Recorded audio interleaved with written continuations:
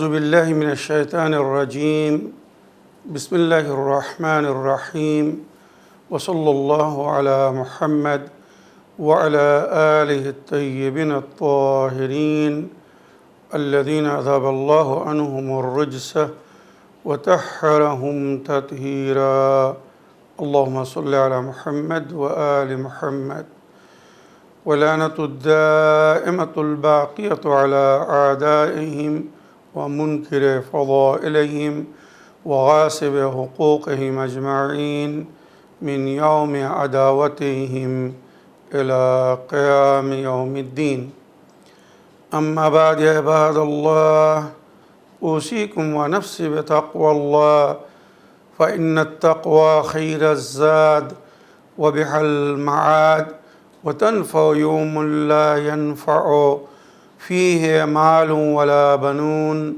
إلا من أتى الله بقلب سليم وصلى الله على محمد وعلى آله الطيبين الطاهرين اللهم صل على محمد وآل محمد وعجل فرجهم আমার প্রিয় দর্শক ও শ্রোতাবৃন্দ, আসসালামু আলাইকুম ওয়া রাহমাতুল্লাহি ওয়া বারাকাতুহু। আপনাদের সকলকে আন্তরিক সালাম ও শুভেচ্ছা জানিয়ে আজকের অনুষ্ঠান ইসলাম ইন বাংলায় আপনাদেরকে স্বাগতম জানাই।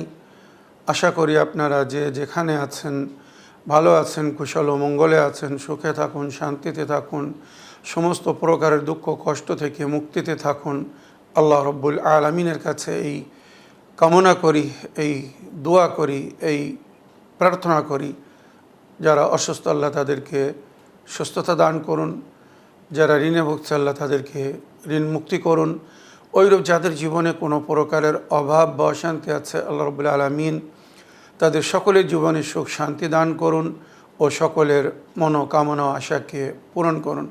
আমাদের সকলকে সৎ পথে চলার, অসৎ পথ থেকে দূরে থাকার এবং এক অপরকে সৎ উপদেশ দেওয়ার তৌফিক দান করুন।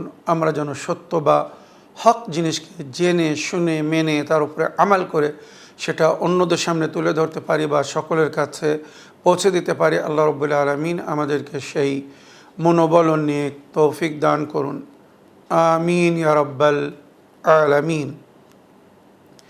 এই দোয়ার সঙ্গে আজকের পর্ব শুরু করতে চলেছি। বিনা কোনো ভূমিকায় সরাসরি আপনাদের পাঠানো প্রশ্নের উত্তর দিতে চাই। তাই আসুন দেখি কোথা থেকে কে কি প্রশ্ন করছেন বা কে কি জানতে চাচ্ছেন।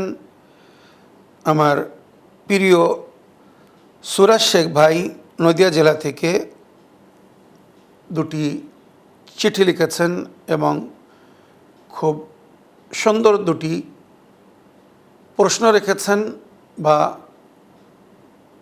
আবেদন রেখেছেন। ওনার প্রথম চিঠি পড়ি, দেখি উনি কি বলতে চাচ্ছেন বা কি জানতে চাচ্ছেন। আসসালামু আলাইকুম জনাব মৌলানা সাবির রেজা সাহেব, আমি নদিয়া জেলা থেকে সুরাজ শেখ বলছি। মৌলানা সাহেব, আমার প্রশ্ন হলো, হজরত ইমাম হোসেন আলাইহিস সালামের পবিত্র রওজায় 10টি দরজা আছে, ওই 10টি দরজার নাম কি কি বলবেন এবং ওই 10টি দরজার নামের আপনি একটু ব্যাখ্যা করবেন। ওয়ালাইকুম আসসালাম ওয়া রাহমাতুল্লাহি ওয়া বারাকাতুহু।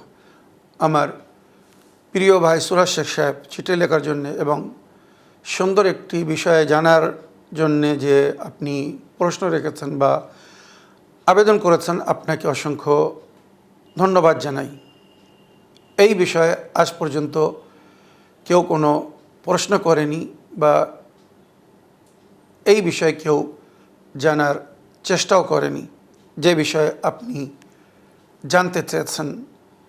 আপনার প্রশ্ন হচ্ছে ইমাম হোসেন আলাইহিস সালামের রওজার যে 10টি প্রবেশ দ্বার, এন্ট্রেন্স গেট বা দরজা, তার কি নাম। যেমন পবিত্র কাবা ঘরের প্রবেশ সমস্ত দ্বারের বা দরওয়াজার বিশেষ নাম আছে, ওইরূপ মহাফিজে কাবা বা কাবার সম্মানের যিনি রক্ষা করেছিলেন, কাবার হুরমতকে যিনি বাঁচিয়েছিলেন, নবীর দ্বীনকে নিজের জীবন দিয়ে যিনি বাঁচিয়ে গেছেন, সেই ইমাম হোসেন আলাইহিস সালামের পবিত্র রওজারও সম্মান আছে। আল্লাহ রাব্বুল আলামিন বিশেষ মর্যাদা দান করেছেন ওই রওজাকে। ওই রওজার জমিনকে জান্নাতের টুকরো বা অংশ বলা হয়েছে, অংশ করা হয়েছে। ইন্না আরদা কারবালা বুকআতুম মিনাল জান্নাহ, কারবালার জমিন জান্নাতের একটি অংশ বা টুকরো, মনে রাখবেন।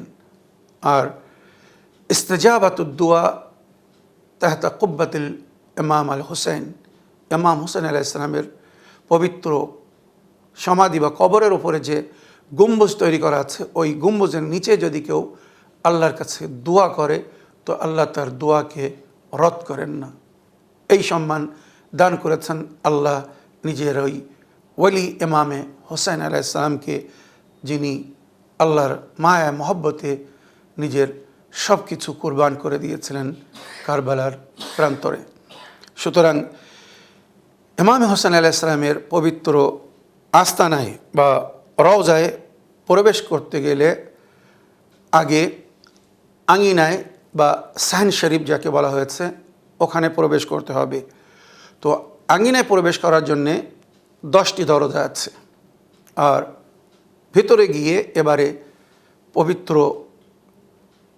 কবর বা জারির কাছে যেতে গেলে রওজার ভেতরে যেখান থেকে আমরা ওনার জিয়ারত করি, ওখানে যেতে গেলে 4টে দরজা আছে। টোটাল 14টি দরজা। কত সুন্দর মিল রেখেছেন আল্লাহ রাব্বুল আলামিন জান্নাতের মাঝখানে আর ইমাম হোসেন আলাইহিস সালামের এই পবিত্র রওজা, যাকে দুনিয়ার জান্নাত বলা হয়েছে।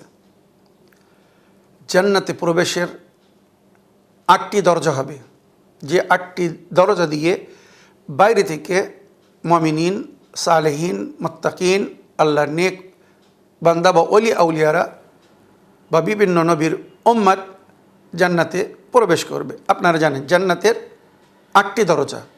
এবারে ভেতরে প্রবেশ করার পরে সবাই গ্রাউন্ড ফ্লোরে নিচে প্রথম মালা বলা হয় যেখানে, ওখানে যাবে।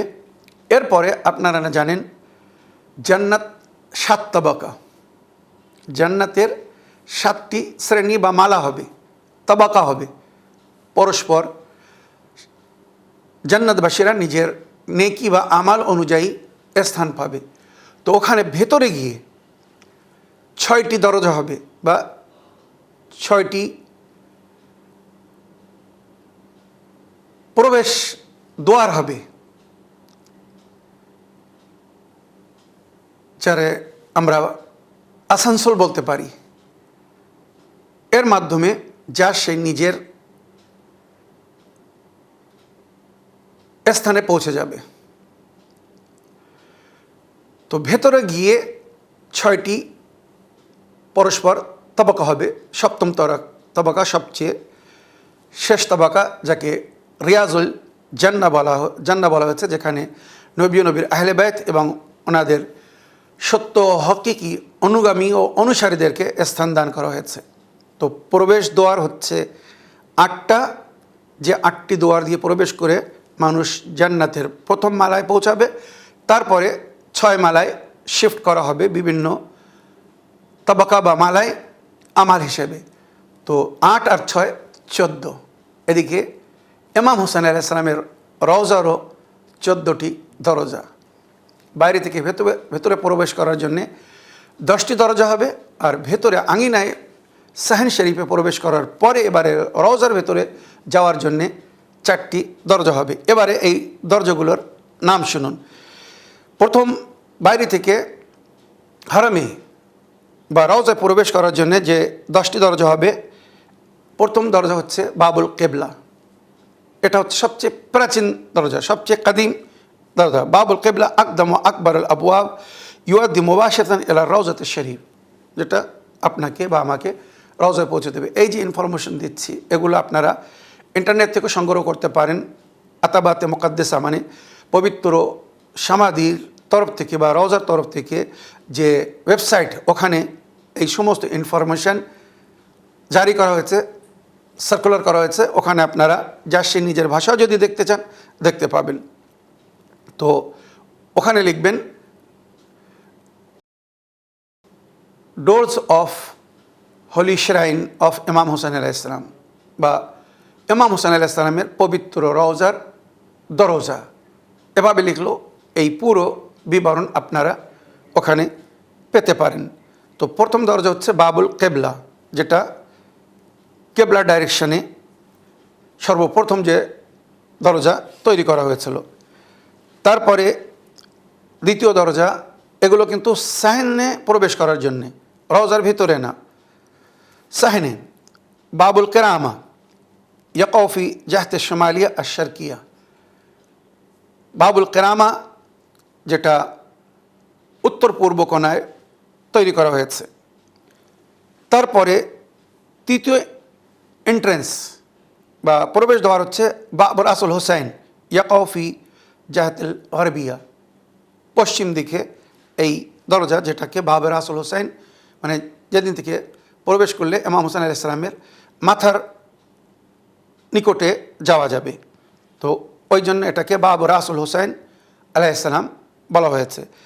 চতুর্থ প্রবেশ দ্বার সেটা হচ্ছে বাবুর রাজা, উম্মিদ, আশা। বাইনা বাবুল কেবলা ও বাব কাদিল হাজাত, বাবুল কেবলা এবং বাব কাদিল হাজাত একটি দরজা আছে, ওখান দিয়ে তারা প্রবেশ করে যারা অনেক আশা নিয়ে যায়, নিজের হাজাত পেতে চায়, মনোকামনা আশা পেতে যায়। বিভিন্ন দরজা দিয়ে প্রবেশ করলে তার বিভিন্ন একটা প্রভাব বা আসার দেখা যায়। ওই জন্যে এই সমস্ত প্রবেশ দ্বার অনেক আগে থেকে তৈরি করা হয়েছিল। এর যদি আমি পুরো ডিটেলস বলতে চাই, কয়েক ঘন্টার প্রয়োজন আছে। কোন দরজা কখন কিভাবে কার মাধ্যমে তৈরি করা হয়েছিল, তার ব্যাকগ্রাউন্ড, তার ডেট সব বলতে গেলে অনেক সময়ের প্রয়োজন।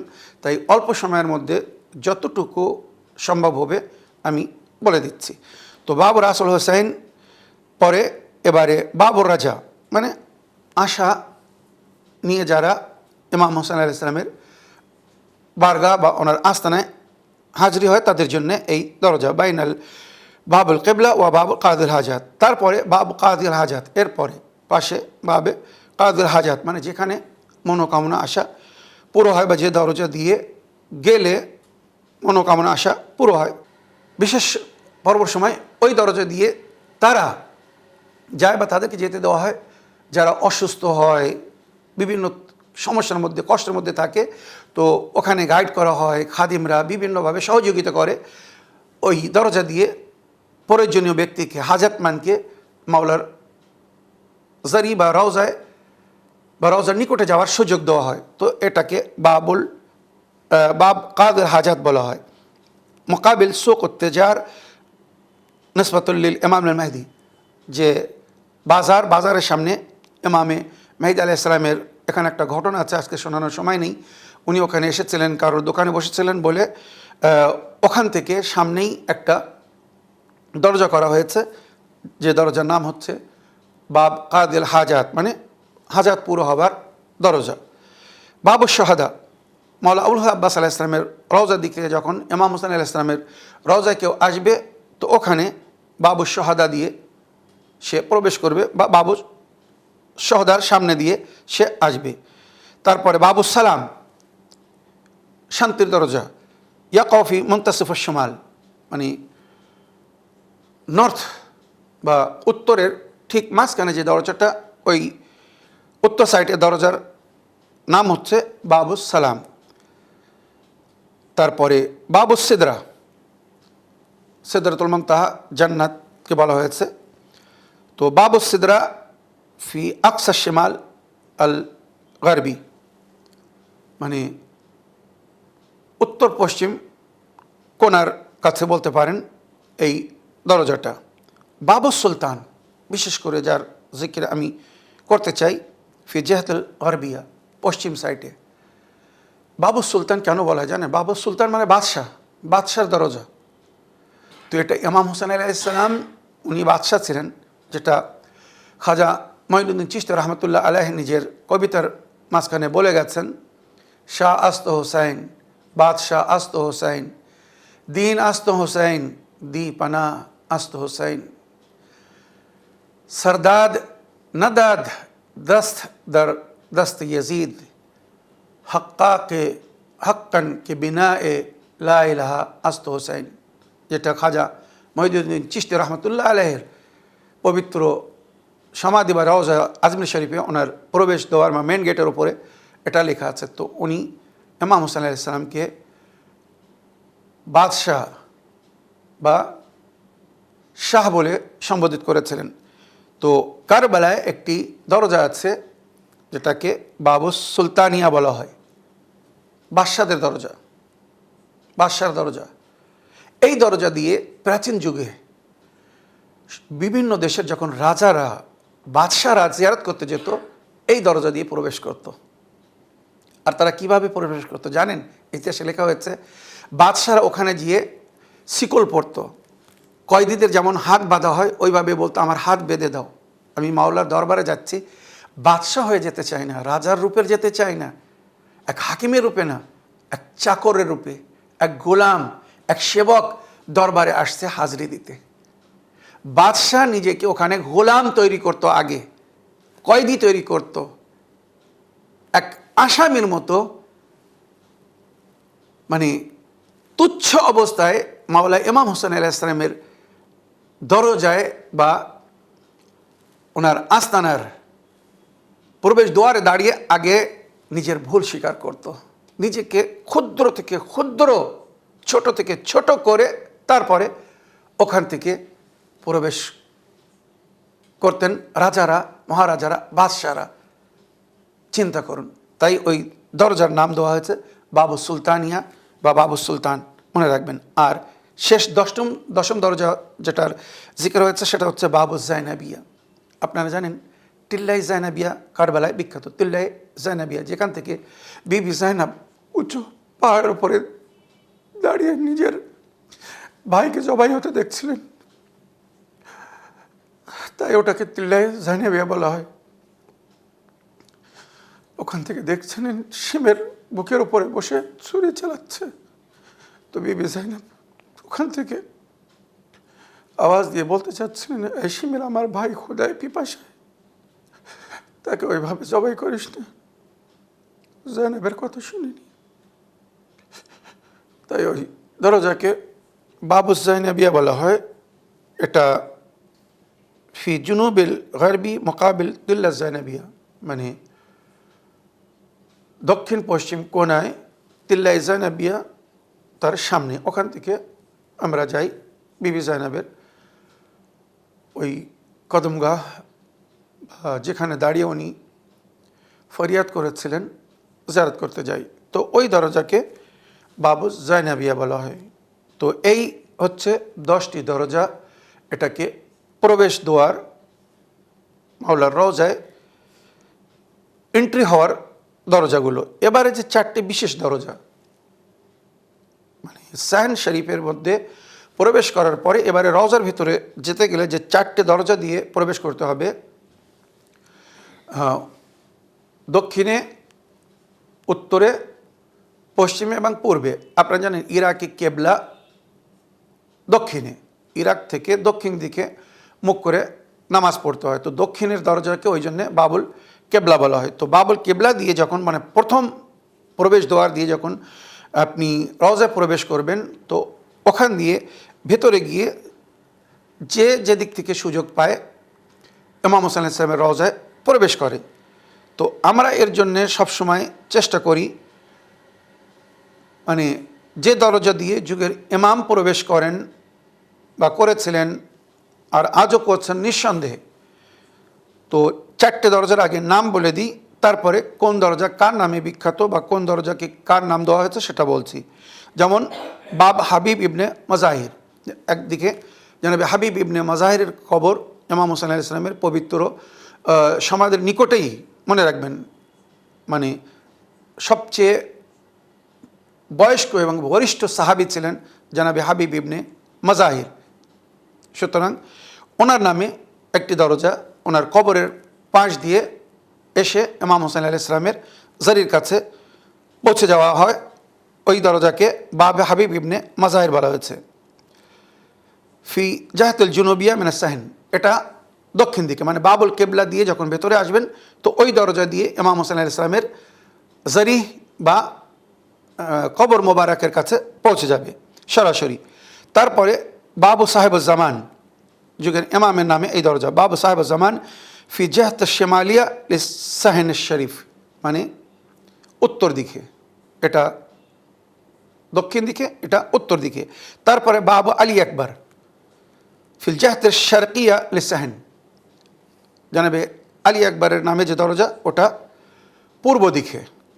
আর চতুর্থ দরজা বাব সৈয়দ ইব্রাহিম আল মজাব, কবর থেকে ইমাম হোসেন আলাইহিস সালাম যারা সালামের জবাব দিয়েছিলেন, আর ওনার কবরও পরে ওই রওজার ভিতরেই তৈরি করা হয়েছিল, তাই ওনাকে বাব সৈয়দ ইব্রাহিম আল মজাব, মজাব মানে যার সালামের স্বয়ং ইমাম উত্তর দিয়েছিলেন, তো ওনার নামে এই দরজা ফিল জাহতুল জুনুবি আল সাহন, এটা দক্ষিণ সাইডে বলা হয়েছে বা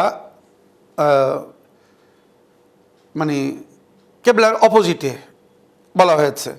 যাই হোক, এই যে দরজাগুলো বললাম ভেতরে গিয়ে চারিদিক থেকে রওজা প্রবেশ করা যাবে, তবে আমরা বাবে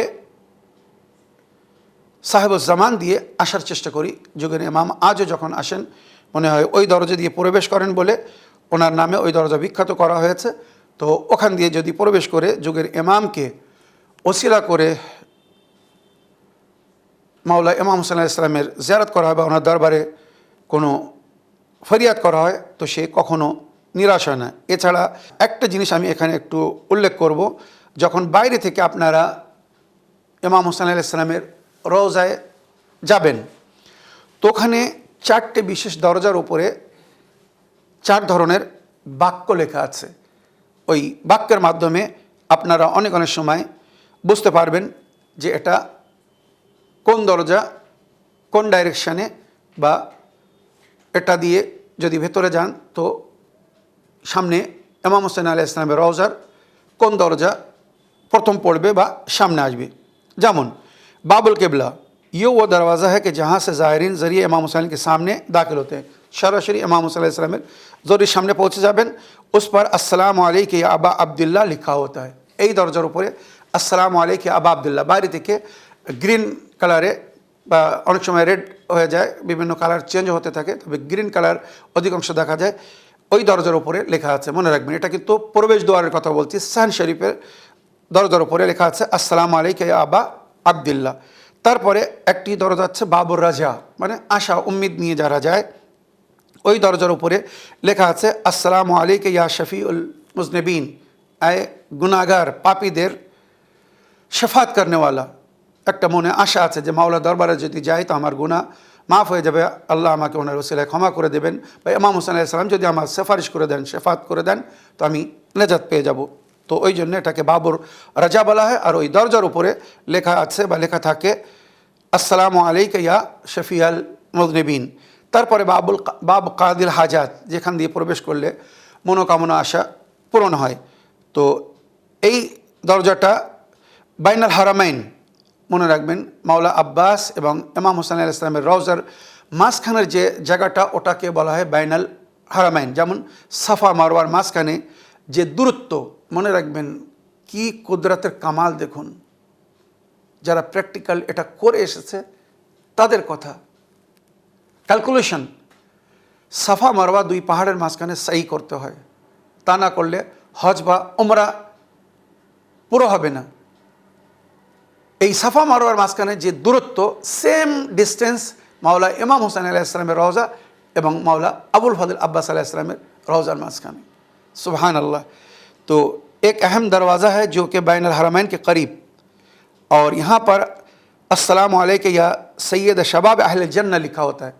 ওই দরজার উপরে বাবু কাদিল হাজাতের উপরে আসসালামু আলাইকা ইয়া সৈয়দ শবাব আহলে জন্নাহ এই জান্নাতের যুবকদের সর্দার, আপনার উপরে আমার বা আমাদের সালাম ওখানে লেখা আছে। আর চতুর্থ সাইড, মানে এগুলো মেন দরজার কথা বলছি, বাবুল শাহাদা বা বাবুল কিয়ামা যাকে বলা হয়েছে, আশেপাশে এই দুটো দরজা, ये दोनों दरवाजे भी বাইনুল হারামাইন के इलाके में हैं, यानी ওই যে বাব কাদের হাসাদ তার পাশেই, নিকট থেকে। কেন এই মাওলা আব্বাসের রওজায় জিয়ারত করে, মনে রাখবেন বাইরে থেকে যখন জায়েররা যায় তো আগে মাওলা আব্বাসের রওজা যায়। আমরা বলি ছোট সরকারের দরওয়াজা আগে হাজরি দিতে হয়, ওখান থেকে অনুমতি নিই। কেননা ইমাম হোসেন আলাইহিস সালামের ঘরের আপনারা বলি পাহারাদার বা ওনার পবিত্র আস্তানার যিনি পরিপূর্ণ দায়িত্ব জীবনেও ছিলেন এবং মরার পরেও, শাহাদাতের পরেও আছেন, উনি হচ্ছেন মাওলা আব্বাস। তো ওই জন্য আমরা আগে ওনার দরওয়াজায় গিয়ে ওখান থেকে অনুমতি নিয়ে যে মাওলা আমি কি আপনার আকার দরওয়াজায় যেতে পারি, আমাকে অনুমতি দিচ্ছেন, এটা কিন্তু একটা সম্মান। এটা কিন্তু কোনো সুন্নত বা ফরজ কথা বলছি না, এটা একটা সম্মান। ওখান থেকে অনুমতি নিয়ে আয়, ওই জন্য ওই দিক থেকে মানুষ বেশি আসে আর ওই দিকের দরজার আহমিয়তও বেশি। तो बाबुल शहदा व बाबुल किरामा ये दोनों दरवाजे भी बैनुल हरमैन के इलाके में हैं और तामीराती कामों के बाइस आर्दी तौर पर बंद भी होते। কখন কখন এটা যখন ওখানে কাজ চলে তো এটা বন্ধ করে দেওয়া হয়।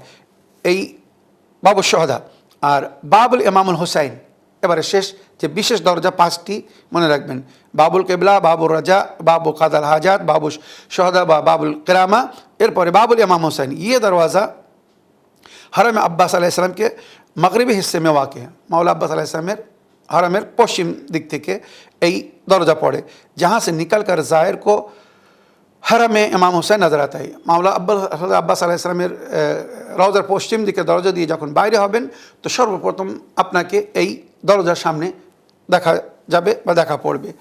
इसीलिए इसका नाम বাবুল ইমাম আল হুসাইন আলাইহিসসালাম है।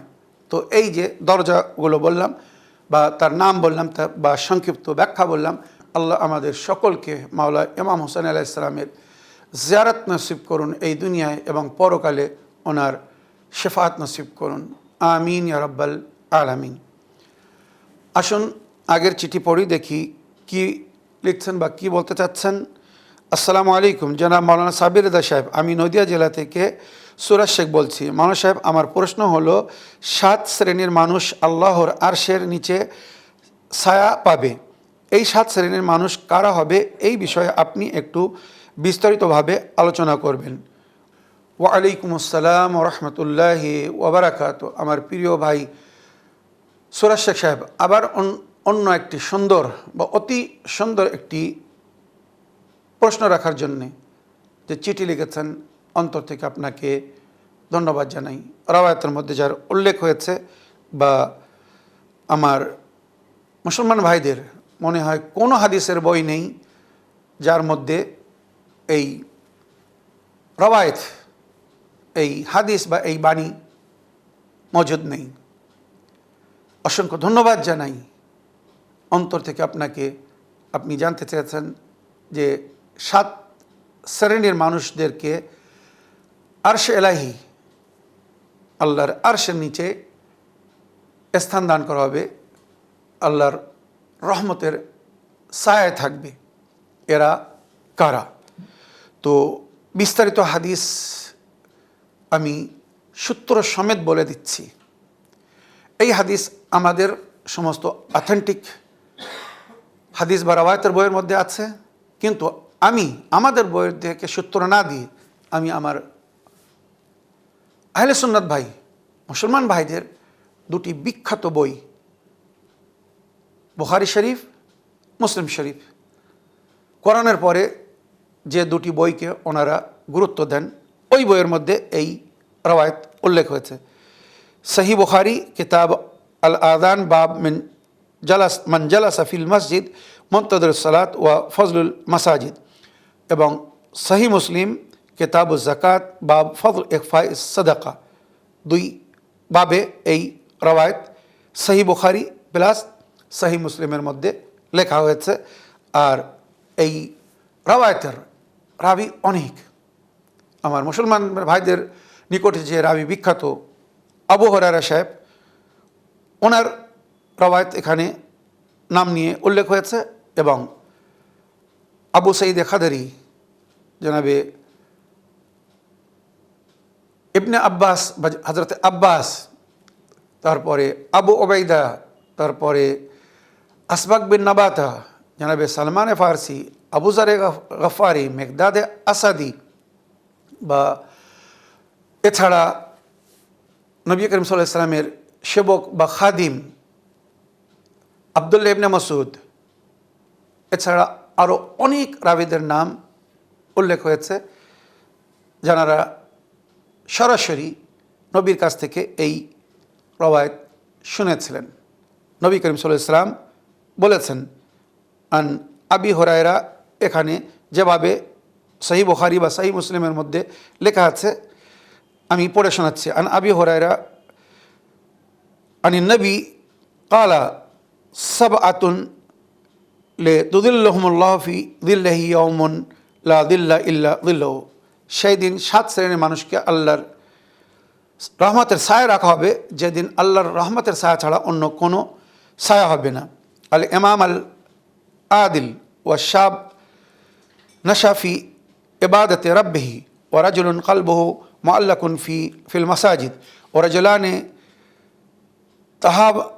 তাহাবা ফিল্লাহি ইজতামা আলা যালিকা ওয়া তাফাররাকা আলাইহি ওয়া রাজুলুন তালাবাতহু যাতু মানসাবিন ওয়া জামালিন ফাকালা ইন্নী আখাফুল্লাহ ওয়া রাজুলুন তাসাদ্দাকা আখফা হাত্তা লা তা'লাম শিমালুহু মা তানফুক বিয়ামিনিহি ওয়া রাজুলুন যাকারাল্লাহ খালিয়ান ফাদাত আইনাহু। সহিহ বুখারী, সহিহ মুসলিম সূত্র বললাম, এবারে এর তর্জমা শুনুন।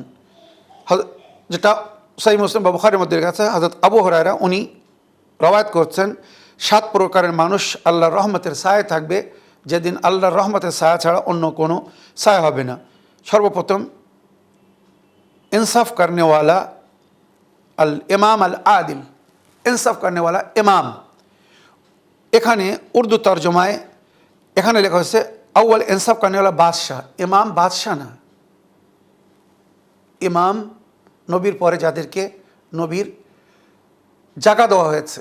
তো নবীর জায়গায় বসে যদি কেউ ইনসাফ করে থাকে সে আরশে ইলাহির নিচেই থাকবে, আর ওই জায়গায় বসে যদি কেউ ইনসাফ না করে অন্যায় করে থাকে, খেয়ানত করে থাকে, তো তার স্থান কি হবে আমি এখানে বলতে চাচ্ছি না। এখন রওয়ায়াত আরবি পড়লাম, তার উর্দু তর্জমা লেখা আছে, আমি বাংলা অনুবাদ করছি। ইনসাফ করনেওয়ালা বাদশাহ, এখানে হবে इंसाफ करने वाला इमाम, যাদেরকে নবীর পরে নবীর জায়গা দেওয়া হয়েছিল। दूसरा वो जवान जो अपने रब की इबादत में जवानी के उमंग से मसरूफ़ रहा हो। যুবক যে নিজের সারা যৌবনকাল আল্লাহর উপাসনা বা ইবাদতের মধ্যে কাটিয়েছে। जवानी का एक और नाम है ईमानी। এই হচ্ছে ইমানের রক্ষার বিশেষ পিরিয়ড। যৌবনকালে ইমান যদি কেউ রক্ষা করতে পারে, হেফাজত করতে পারে, সে বৃদ্ধকাল পর্যন্ত মুমিন থাকবে। এটা হচ্ছে মেন পরীক্ষার সময়।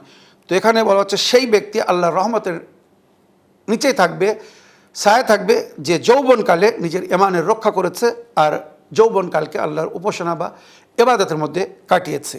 तीसरा ऐसा शख्स जिसका दिल हर वक्त मस्जिद में लगा रहता है। তৃতীয় ব্যক্তি ওই ব্যক্তি আল্লাহর রহমতের ছায়া থাকবে যার মন সবসময় মসজিদের দিকে টানে, মসজিদে লেগে থাকে। তাই হাদিসের মধ্যে উল্লেখ হয়েছে আল মুমিনু ফিল মসজিদ কাসামাকা ফিল মা। মমিন মসজিদে তেমন হয় যেমন পানিতে মাছ। মাছ পানির বাইরে থাকতে পারে না, তলপায়ে জীবিত থাকবে না। ওইরূপ মমিন মসজিদে থাকে, শান্তিতে থাকে, মসজিদের বাইরে আসলে তার কষ্ট হয়। এর উল্টো বলা হয়েছে ওয়াল মুনাফিক ফিল মসজিদ কাত্তাইর ফিল কফাস। মুনাফিক মসজিদে তেমন যেমন খাঁচার মধ্যে পাখি, পাখি খাঁচার মধ্যে থাকতে চায় না, ছটফট করে বাইরে যাব কখন। তো ওইরূপ যারা মুনাফিক মসজিদে তাদের মন লাগে না, কখন এখান থেকে বাইরে যাব।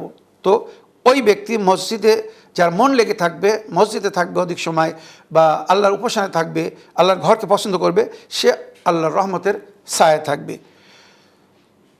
चतुर्थ, दो ऐसे अफराद जो अल्लाह के लिए बाहम मोहब्बत रखते हैं और उनके मिलने और जुदा होने की बुनियाद मोहब्बत इलाही है। দুজন মমিন, দুজন মুসলমান, দুজন আল্লাহর বান্দা এক অপরকে আল্লাহর মায়ায় মায়া করে, আল্লাহর ভালোবাসায় ভালোবাসে, দুনিয়ার স্বার্থে না। বর্তমান যে দুনিয়া আপনারা দেখছেন, মানুষ অর্থ দেখে ভালোবাসে, স্ট্যাটাস, পদ সম্পদ দেখে ভালোবাসে, সৌন্দর্যতা দেখে ভালোবাসে। আল্লাহর জন্যে কজন কাকে ভালোবাসে? এখানে বলা হচ্ছে রবায়তে সেই ব্যক্তি আরশে ইলাহির নিচেই থাকবে, আল্লাহর রহমতের ছায়ার নিচে, যারা এক অপরকে ভালোবেসেছে, রং রূপ দেখেনি, টাকা পয়সা দেখেনি, অর্থ ধন সম্পদ বা পদ বা স্ট্যাটাস দেখেনি, এক অপর মমিন এক অপরকে ভালোবেসেছে আল্লাহর জন্য, যে আমিও যেমন আল্লাহর বান্দা ও আল্লাহর বান্দা, আমি যখন মমিন এও মমিন, আমি যেমন মুসলমান সেও মুসলমান। এমন মুসলমান দুনিয়ায় কতজন? তো দুজনে আপোষে এক অপরকে ভালোবাসে, পছন্দ করে, একসঙ্গে মেলে সাক্ষাৎ করে, আবার আলাদা হয় তো আল্লাহর জন্যে। তাদের সাক্ষাৎ নিজের জন্য হয় না, আল্লাহর জন্যে। पांचवा वो शख्स जिसे किसी बाइज्जत और हसीन औरत ने बुरे इरादे से बुलाया लेकिन उसने कह दिया कि मैं अल्लाह से डरता हूँ। এটা বড় পরীক্ষা। কোনো সুন্দর নারী, দেখতে খুব সুন্দর, তার অর্থ আছে, কোনো যুবককে আমন্ত্রণ জানিয়েছে, নিজের দিকে আকর্ষিত করছে, সে বলছে কি আমি আল্লাহর ভয় করি, আমি যদি তোমার সঙ্গে সম্পর্ক গড়ি, তোমার কাছে আসি অবৈধভাবে, আল্লাহ এটাকে পছন্দ করবে না, আমাকে আল্লাহ সাজা দিবে, আমি তোমার মনোকামনা আশা পুরো করতে গিয়ে আমার প্রতিপালককে আমি নারাজ করতে পারি না, অসন্তুষ্ট করতে পারি না, আমি জাহান্নামের আগুনের ভয় করি। সুতরাং সুন্দর যুবতী নারী খারাপ নিয়তের সঙ্গে যদি আমন্ত্রণ জানায়, আর যুবক যদি নিজেকে বাঁচাতে পারে, এই যুবক আল্লাহর রহমতের, এই ব্যক্তি, এই পুরুষ আল্লাহর আরশে ইলাহিতে रहमतेर सार नीचे থাকবে। षष्ठम, छठा वो शख्स जिसने सदका दिया मगर इतने पोशीदा तौर पर कि बाएं हाथ को भी खबर नहीं हुई कि दाहिने हाथ से उसने क्या खर्च किया। এই হচ্ছে আসল সদকা দেওয়ার তরিকা। এত গোপনে দিতে বলা হয়েছে। নবী এটা বলছেন, কিন্তু হাদিস নবী তর্জমা করছি, ডান হাত দিয়ে সদকা দিয়েছে, বাঁ হাত খবর রাখে না। এটা একটা উদাহরণ বলা হয় যে এমন এত গোপনে সদকা দাও যেন তোমার ডান হাতের সদকা দেওয়ার খবর বাঁ হাত না রাখে। তো নবী বলছেন ওই ব্যক্তি আল্লাহর রহমতের ছায়ায় থাকবে যে সদকা দিবে ডান হাত দিয়ে আর বাঁ হাতের খবর, মানে এত গোপনে সদকা দিবে, এত গোপনে নেকি করবে, দান খয়রাত যা কিছু করবে, কোনো মুমিনের যদি সাহায্য করে, মদত করে, যেভাবেই হোক না কেন, এমনকি যদি ঋণও দেয়। এর ফজিলত সূরা বাকারার আয়াত নম্বর 282-তে হয়েছে, যেটা আমি বিস্তারিতভাবে উল্লেখ করেছি যে ঋণ দেওয়ার কত সওয়াব, কত ফজিলত। যতদিন ঋণের পয়সা সে ফেরত না পাবে, প্রতিদিন 1 দিরহামের বদলে 18 দিরহাম আল্লাহর পথে খরচ করা সে সওয়াব পাবে। তো এই ঋণ বা মদদ মমিনের কাজে আসে, মমিনের সহযোগিতা করে। এটাই আল্লাহর নেক বান্দাদের পরিচয় বলা হয়েছে। আল্লাহ ইয়াকুনু ফি আউনি আবদে মা দামাল আবদু ফি আউনি আখি। আল্লাহ নিজের বান্দা ততক্ষণ মদত করে যতক্ষণ সে নিজের ভাইয়ের মদত করতে থাকে বা মদত করে, আল্লাহর বান্দাদের খেয়াল রাখে। তো এই যে সাদকা, খায়রাত বা নেকি যা কিছু করছেন নিজের ভাইয়ের সঙ্গে, কোনো মমিনের সঙ্গে খুব গোপনে করবেন, কারণ এ বিষয়ে কাউকে বলবেন না। নবী বলেছেন এত গোপনে করো যে যেন ডান হাতের খবর বাঁ হাত না রাখে। আর শেষ যে ব্যক্তি আল্লাহর রহমতের ছায়ায় থাকবে কিয়ামতের দিন বা শক্ত বা কঠিন দিনে, যেদিন আল্লাহর रहमत ছায়া অন্য কোনো ছায়া হবে না। सातवां वो शख्स जिसने तन्हाई में अल्लाह को याद किया और बेसाख्ता आंखों से आंसू जारी हुए। गोपने इत्तकु माअसी अल्लाह फिल खलवात ফাইনাল হাকিম ওয়া শাহিদ, গোপনে গুনাহ করা থেকে বিরত থাকো, কেননা যে বিচার করবে তোমার বিচারক কিন্তু তোমাকে দেখছে। উদু রাব্বাকুম তাদাররুআন ওয়া খুফিয়াতান, কোরআন বলছে উদু রাব্বাকুম তাদাররুআন ওয়া খুফিয়াতান, নিজের প্রতিপালককে স্মরণ করো, ডাকো, দোয়া করো তার কাছে গিড়গিড়াতে হয়ে, তাদাররুআন কাতর অবস্থায়, উদু রাব্বাকুম তাদাররুআন ওয়া খুফিয়াতান, গোপনে, একা নিরাবিলে, কেউ যেন না দেখে, গোপন অবস্থায়, কাতর অবস্থায়, অস্ত্রপাত অবস্থায় যদি কেউ আল্লাহর কাছে প্রার্থনা করে, দোয়া করে, তওবা করে, ক্ষমা চায়, আল্লাহ রাব্বুল আলামিন বলছেন এই দুনিয়ায় তার দোয়া কবুল করবেন, মনোকামনা আশা পুরো করে দেবেন। আর যদি কিছু পুরো না করেন তো পরকালে সেটা পুরো করবেন, আর সে পরকালে আল্লাহর রহমতের ছায়ায় থাকবে, আর সে এলাহির নিচে জায়গা পাবে। আশা করি এই যে 7 শ্রেণীর কথা বললাম, এর থেকে আপনারা লাভবান হয়েছেন। আমরা সবাই চেষ্টা করব এই 7 শ্রেণীর অন্তর্ভুক্ত হওয়ার, আল্লাহর রহমতের ছায়া যাতে থাকতে পারি, আল্লাহর কৃপার নজরে যাতে আসতে পারি। এই বলে আমার আজকের বক্তব্য এখানে শেষ করলাম। ওয়া আখিরু দাওয়ানা আলহামদুলিল্লাহি রাব্বিল আলামিন। আসসালামু আলাইকুম ওয়া রাহমাতুল্লাহি ওয়া বারাকাতুহু।